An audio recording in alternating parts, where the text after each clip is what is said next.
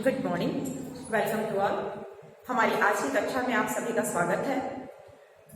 जैसा कि हमारी चर्चा का विषय है क्रिया के भेद, जिसके पहले पार्ट में हम लोगों ने अध्ययन किया कर्म के आधार पर क्रिया के दो रूपों का, सकर्मक और अकर्मक क्रिया, और इसके दूसरे भाग में हमने अध्ययन किया संरचना के आधार पर क्रिया के भेदों का।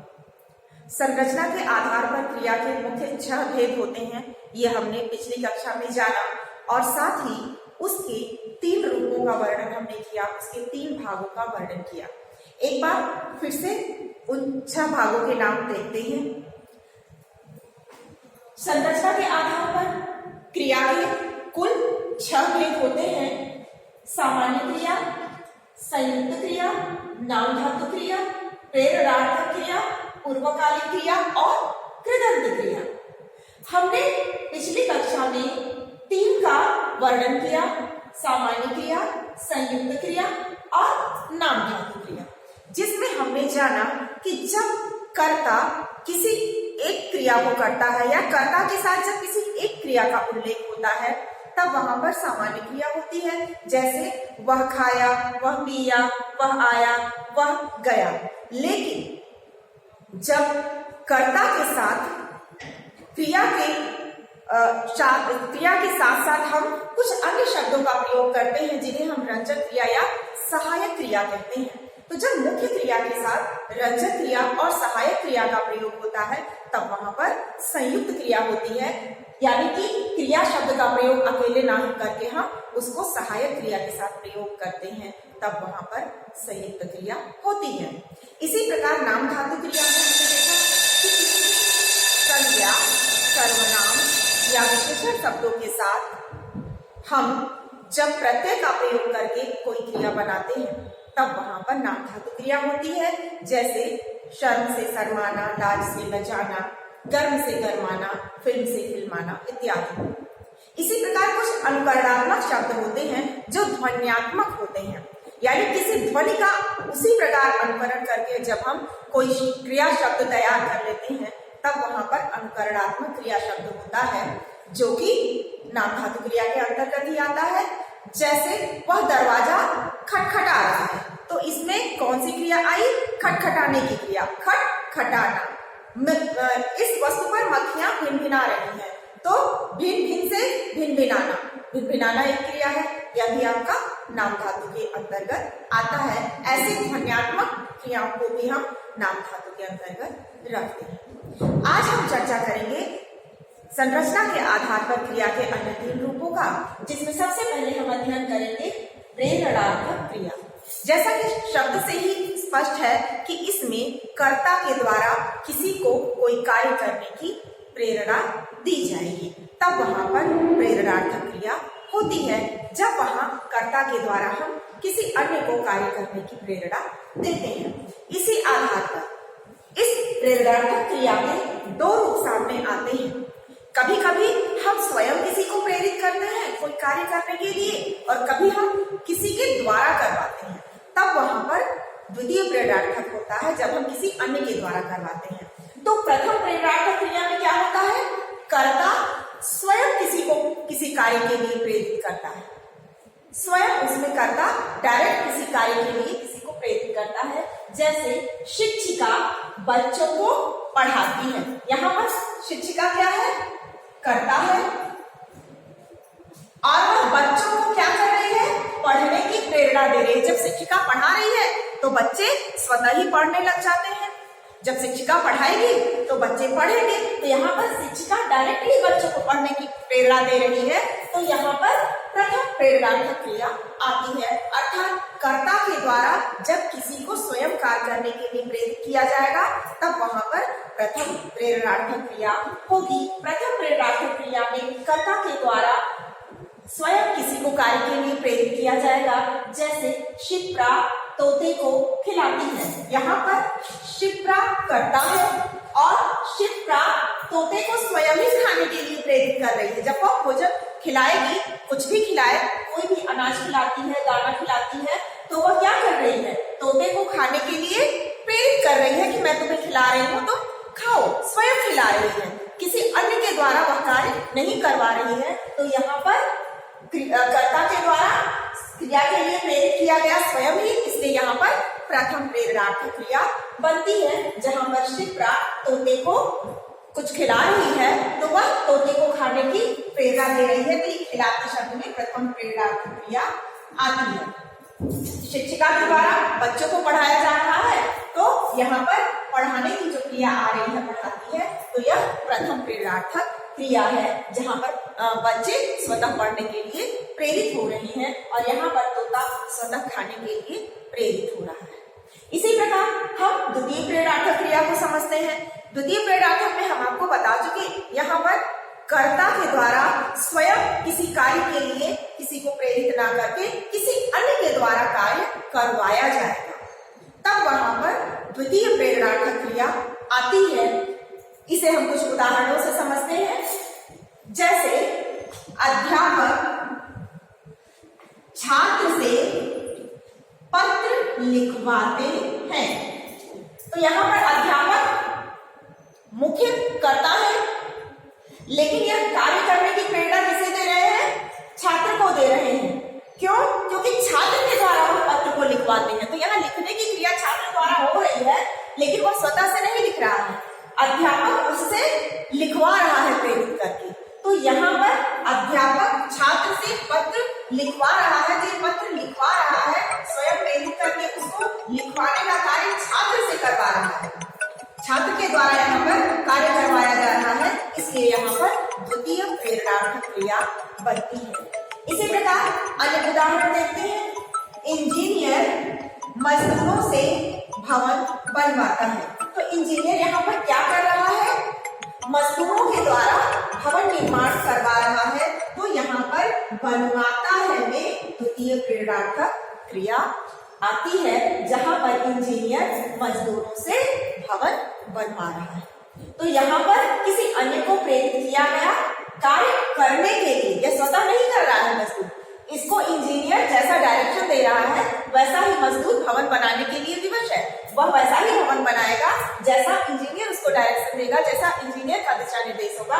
इसलिए इंजीनियर के द्वारा मजदूर को प्रेरणा प्राप्त हो रही है, और जैसी प्रेरणा प्राप्त हो रही है, जैसा दिशा निर्देश प्राप्त हो रहा है, उसी के अनुसार का भवन बनाने का कार्य करता है। तो बनवाता तो इंजीनियर है, लेकिन इसमें वह सहायता किसकी लेता है? मजदूरों के द्वारा बनवाता है, स्वयं न बना करके। इसलिए यहाँ पर द्वितीय प्रेरणार्थक क्रिया है, जिसमें कर्ता के द्वारा किसी अन्य कर्ता को क्रिया करने के लिए प्रेरित किया जा रहा है। इसी प्रकार अन्य वाक्य देखते हैं। मालिक नौकर से वस्त्र धुलवाता है, यहाँ पर मालिक क्या कर रहा है? अपने नौकर को आज्ञा दे रहा है कि वस्त्र धुलो, तो मालिक के द्वारा स्वयं अपना वस्त्र न धुल करके क्या किया जा रहा है? नौकर को प्रेरित किया जा रहा है कि तुम वस्त्र धुलो। इसलिए यहाँ पर मालिक के द्वारा जो मुख्य कर्ता है, दूसरे कर्ता को यानी नौकर को प्रेरित किया जा रहा है कि वह वस्त्र धुले। तो यहाँ पर वस्त्र धुलवाने की जो क्रिया आती है, यह द्वितीय प्रेरणार्थक क्रिया है, क्योंकि एक कर्ता के द्वारा दूसरे कर्ता को प्रेरणा दी जा रही है और उससे प्रेरित होकर वह वस्त्र धुलने का कार्य कर रहा है। तो धुलवा तो रहा है मालिक, लेकिन धुलता कौन है? नौकर। इसलिए यहाँ पर द्वितीय प्रेरणार्थक क्रिया है, जहाँ एक कर्ता दूसरे कर्ता को कोई कार्य करने के लिए, कोई क्रिया करने के लिए प्रेरित कर रहा है। इसी प्रकार एक अन्य उदाहरण देखते हैं। माँ नानी से कहानी सुनवाती है। माँ यहाँ पर क्या कर रही है? नानी से कहानी सुनवाती है। कहानी सुनाने का कार्य माँ स्वयं नहीं कर रही है, बल्कि वह नानी को प्रेरित कर रही है कि आप कहानी सुनाइए। तो यहाँ पर माँ प्रेरणा दे रही है नानी को, दूसरे कर्ता को, और वह कहानी सुनाती है। इसलिए माँ के द्वारा जो कहानी सुनवाया जा रहा है, उसमें माँ स्वयं न सुनाकर नानी को प्रेरित कर रही है। इसलिए यहाँ पर द्वितीय प्रेरणार्थक क्रिया बनती है ऐसे वाक्यों में जहाँ एक कर्ता दूसरे कर्ता को कोई कार्य करने के लिए प्रेरित कर रहा है, वहां पर द्वितीय प्रेरणार्थक क्रिया बनती है। द्वितीय प्रेरणार्थक क्रिया और प्रथम प्रेरणार्थक क्रिया, प्रेरणार्थक क्रिया के ये दो रूप हमने समझा। अब इस इसके बाद हम जानेंगे पूर्वकालिक क्रिया। पूर्वकालिक क्रिया जैसा कि नाम से ही स्पष्ट है, पूर्वकालिक क्रिया यानी पूर्व में हुआ, पूर्व काल में हुआ क्रिया। तो इसको हम समझेंगे कुछ उदाहरणों के द्वारा।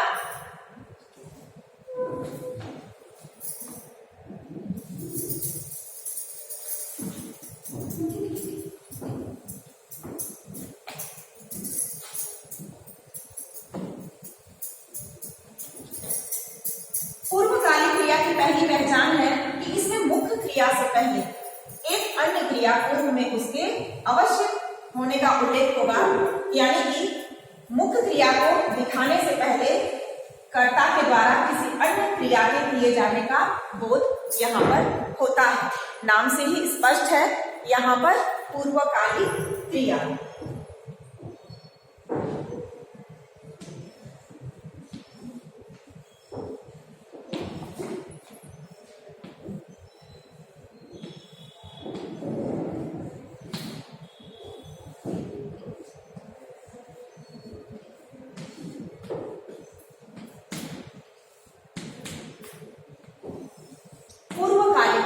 पूर्वकालिक क्रिया क्या है कि इसमें मुख्य क्रिया से पहले किसी अन्य क्रिया का होना पाया जाएगा। कुछ उदाहरणों के द्वारा इसे भी समझने का प्रयास करते हैं। जैसे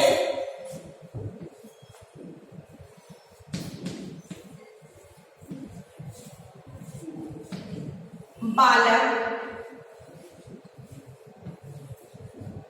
उठकर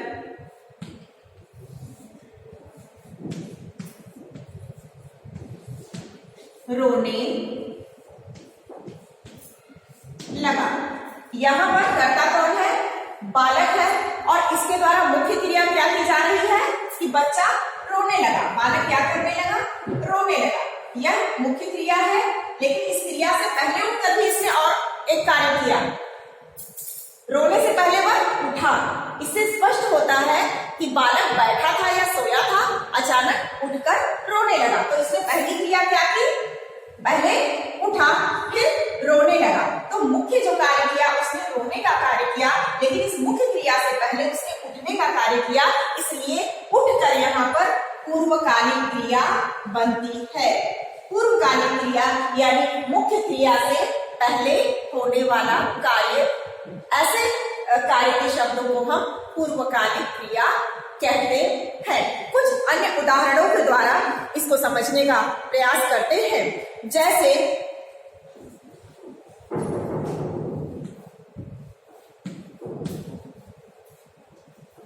अनुज झूला देखकर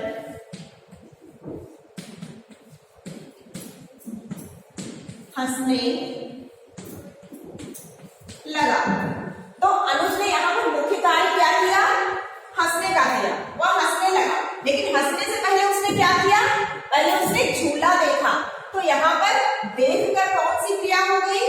देखने की क्रिया पूर्वकालिक क्रिया हो गई, क्योंकि पहले उसने देखा पूर्वकाल में, उसके बाद हंसने लगा। झूले को पहले अनुज ने देखा और उसके बाद वह हंसने लगा। तो मुख्य क्रिया तो हंसने की हुई, लेकिन उसके पूर्व में कौन सी क्रिया हुई? पहले उसने झूला देखा, उसके बाद हंसा, इसलिए देखकर शब्द में पूर्वकालिक क्रिया आती है। इसी प्रकार हम एक अन्य उदाहरण लेते हैं। शिप्रा खाकर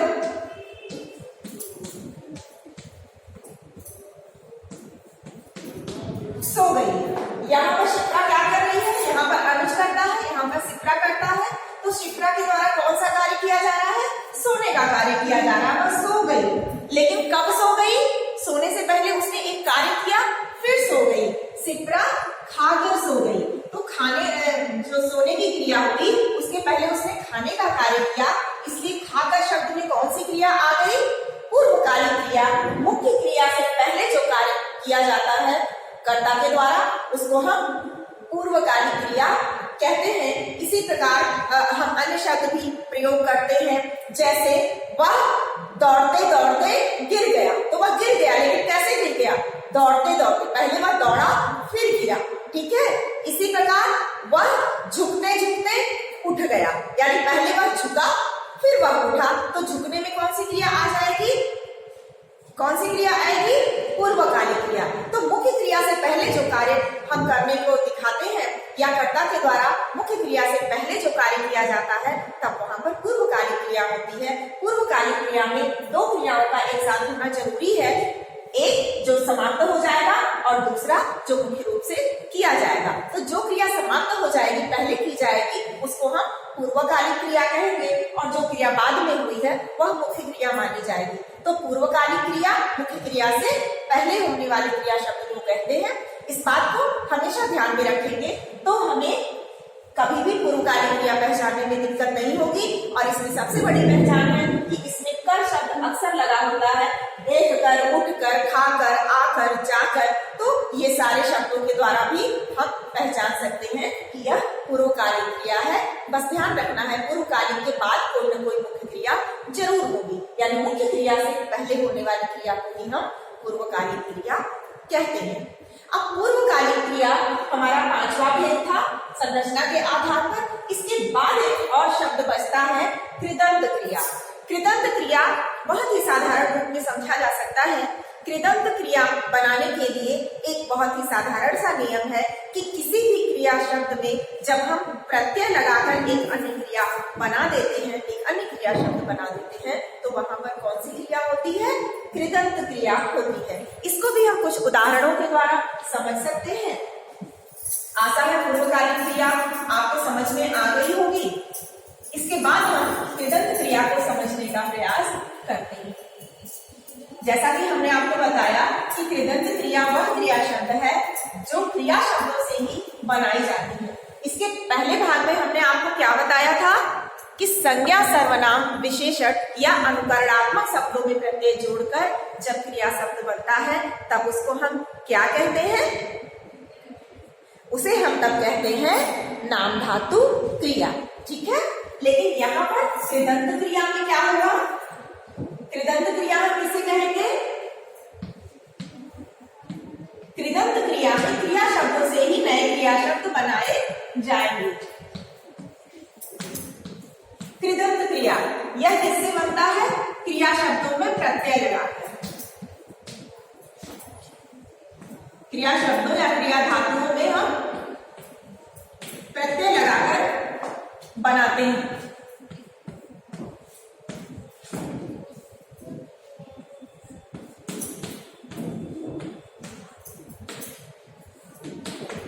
ठीक है। और इसको हम कितने प्रकार से बना सकते हैं? 3 प्रकार से बना सकते हैं। इसका पहला प्रकार है वर्तमान काल, यानी वर्तमान काल के शब्द हम बना सकते हैं। वर्तमान कालिक, यहां हम सिर्फ वर्तमान कालिक लिख रहे हैं। वर्तमान कालिक कृदंत क्रिया, वर्तमान कालिक कृदंत क्रिया।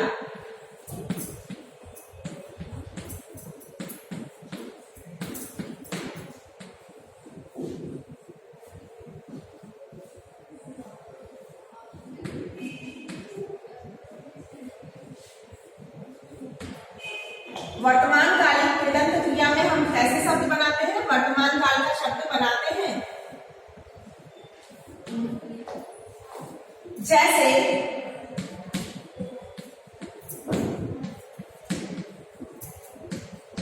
खेल शब्द से क्या बनाएंगे? खेल शब्द में हम ता प्रत्यय लगाते हैं और बन जाएगा खेलता। इसी प्रकार देख प्लस ता इक्वल देखता, ठीक है। वह देखता है, वह खेलता है। इसी प्रकार कूदने से क्या बनाएंगे? कूद प्रत्यय से प्राय वर्तमान काल बनाने के लिए ता की ते का प्रयोग होता है। जैसे अगर हमको खेलता की जगह बच्चे खेलते हैं तो ए शब्द का प्रयोग हो जाएगा, खेलते हो जाएगा। तो कूदता, कूद प्लस ता, कूदता, देखता, पढ़ता, कूदता। इसी इसी तरह पठ धातु में लगा देंगे, पढ़ शब्द में, तो हो जाएगा पढ़ता। तो इस प्रकार से वर्तमान कालिक कृदंत क्रिया बनाने के लिए किसी भी क्रिया शब्द में हम ता प्रत्यय का प्रयोग करके खेलता, कूदता, पढ़ता, लिख में लगा देंगे तो लिखता, इस प्रकार के शब्दों का प्रयोग करके हम वर्तमान कालिक शब्द बनाते हैं। इसकी पहचान है ता है, ती है, से है, तो ता लगा करके हम इसको बना लेते हैं। इसी प्रकार आ जाता है दूसरा प्रकार भूतकालिक।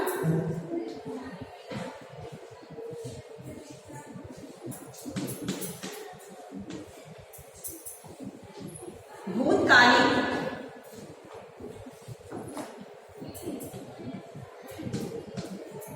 कृदंत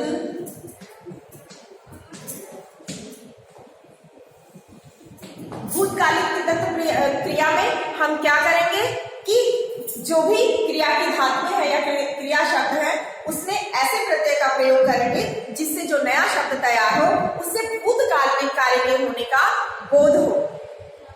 ठीक है, इसे हम कुछ उदाहरणों के द्वारा समझने का प्रयास करेंगे। जैसे चल प्लस आ, चला, देख प्लस आ,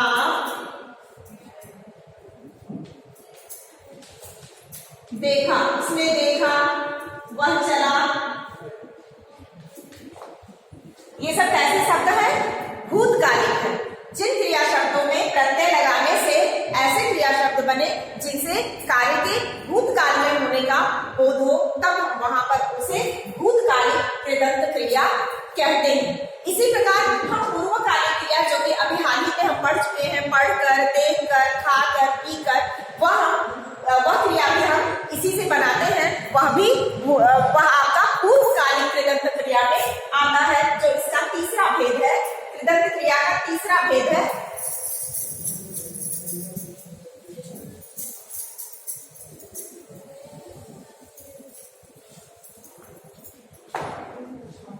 कृदंत क्रिया का तीसरा भेद है पूर्वकालिक। पूर्वकालिक शब्दों को हम पूर्वकालिक क्रिया में भी पढ़ चुके हैं। हमें पता है इसमें प्रायः कर का प्रयोग करके हम पूर्वकालिक बनाते हैं। जैसे पूर्वकालिक में आ जाएगा देख प्लस कर बराबर देख कर, हम जोड़ेंगे तो क्या बन जाएगा? देख कर। इसी प्रकार पढ़ कर जोड़ देंगे तो क्या हो जाएगा? पढ़कर। खेल शब्द में खेलना हमारी क्रिया है, तो खेल शब्द में कर जोड़ देंगे तो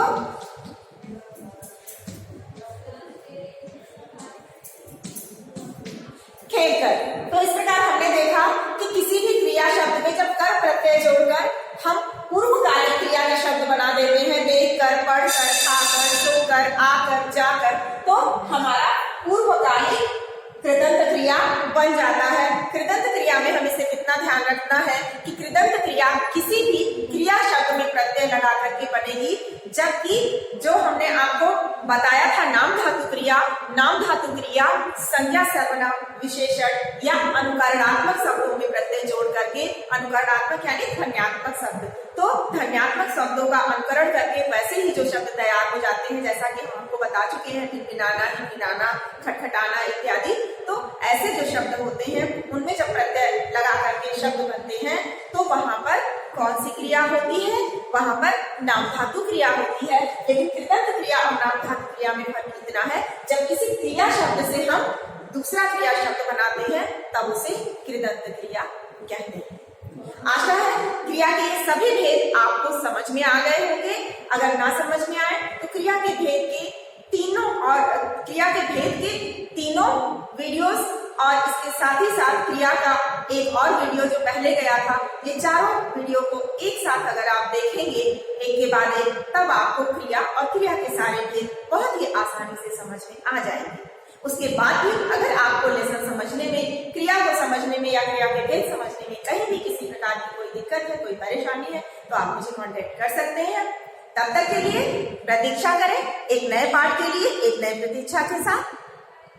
आने वाली परीक्षाओं की तैयारी ध्यानपूर्वक करें ताकि आपको अच्छे से अच्छा मार्क्स मिल सके, और परीक्षा की तैयारी करने में कभी भी कोई दिक्कत है तो आप हमसे संपर्क करें।